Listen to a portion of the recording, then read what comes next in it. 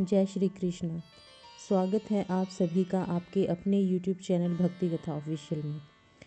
सनातन धर्म में फाल्गुन मास को भक्ति, प्रेम, त्याग और आत्मचिंतन का सर्वश्रेष्ठ मास माना गया है। यह वही समय है जब शीत ऋतु विदा लेती है और वसंत ऋतु अपने सौंदर्य के साथ पृथ्वी पर उतरती है। जैसे प्रकृति पुराने पत्तों को त्याग कर नए अंकुर धारण करती है, वैसे ही मानव जीवन में भी यह मास पुराने अवगुणों को त्यागने और नए सद्गुणों को अपनाने का संदेश देता है। शास्त्रों में वर्णित है कि फाल्गुन मास में किया गया दान, जप, तप, व्रत और कथा श्रवण सामान्य दिनों की तुलना में अनेक गुना फल प्रदान करता है। इस मास में भगवान श्री कृष्ण की लीलाएं, भगवान विष्णु की करुणा और भगवान शिव की तपस्या तीनों का दिव्य संगम देखने को मिलता है।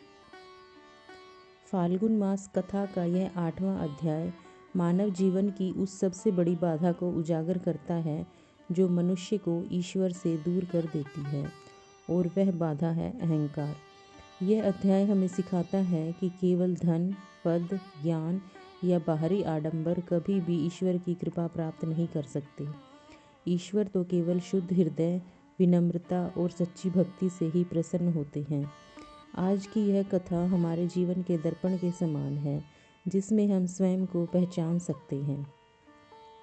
बहुत समय पहले की बात है। एक समृद्ध नगर में धर्मपाल नामक एक प्रसिद्ध व्यक्ति निवास करता था।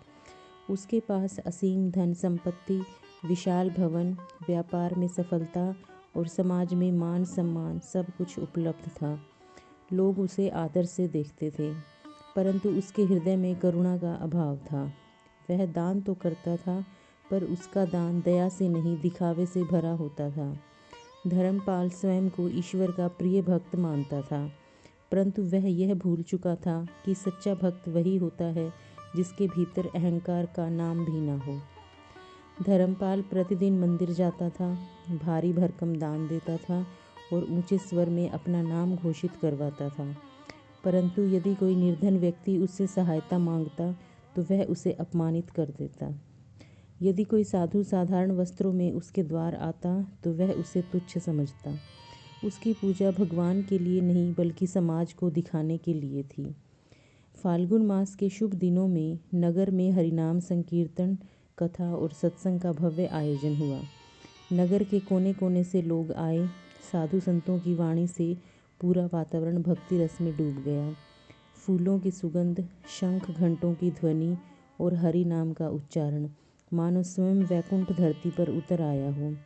धर्मपाल भी उस सभा में पहुंचा, पर उसके मन में भक्ति नहीं बल्कि प्रतिस्पर्धा और अहंकार था। उसी सभा में एक वृद्ध साधु पधारे। उनका शरीर कृश था, पर मुख पर अद्भुत तेज था। उनकी आंखों में करुणा और वाणी में सत्य झलकता था। साधु ने शांत स्वर में कहा, हे मानव, ईश्वर को सोने चांदी की आवश्यकता नहीं है, उन्हें चाहिए निर्मल हृदय और सच्चा प्रेम। सभा मौन हो गई, पर धर्मपाल के भीतर अहंकार उफाने मार रहा था। धर्मपाल ने तुरंत भारी दान की घोषणा की। लोगों ने उसकी प्रशंसा की, पर साधु ने उसकी ओर देखकर कहा, दान वह नहीं जो दिखावे के लिए किया जाए। दान वह है जो अहंकार को गलाकर करुणा में परिवर्तित कर दे। ये शब्द धर्मपाल के हृदय में तीर की तरह लगे, पर उसने उन्हें स्वीकार नहीं किया। उसी रात धर्मपाल को एक भयानक स्वप्न दिखाई दिया। उसने देखा कि उसका सारा वैभव नष्ट हो चुका है। उसका कोई अपना नहीं रहा। वह भूखा प्यासा नगर की गलियों में भटक रहा है। लोग उसे पहचानने से भी इनकार कर रहे हैं। अंत में वही वृद्ध साधु आए, उसके सामने प्रकट हुए। नींद खुलते ही धर्मपाल के भीतर कुछ टूट चुका था। पहली बार उसे अपने अहंकार का वास्तविक स्वरूप दिखाई दिया। वह तुरंत साधु के पास पहुंचा और उनके चरणों में गिर पड़ा। साधु ने कहा, फाल्गुन मास ईश्वर द्वारा दिया गया आत्मशुद्धि का वरदान है। जो इस मास में अहंकार का त्याग कर देता है, उसका जीवन स्वयं ईश्वर संवार देते हैं। उस दिन से धर्मपाल का जीवन बदल गया। उसका धन अब सेवा का माध्यम बन गया। उसका हृदय अब करुणा से भर गया। यह अध्याय हमें सिखाता है कि भक्ति बिना विनम्रता के अधूरी है। दान बिना करुणा के व्यर्थ है और अहंकार ईश्वर और मानव के बीच सबसे बड़ा अवरोध है। हे भक्तों, फाल्गुन मास केवल एक महीना नहीं, यह आत्मा की यात्रा है। यदि हम अपने भीतर झांक सकें तो हमें भी धर्मपाल जैसा परिवर्तन प्राप्त हो सकता है। इसी भाव के साथ आज की कथा को विराम देते हैं।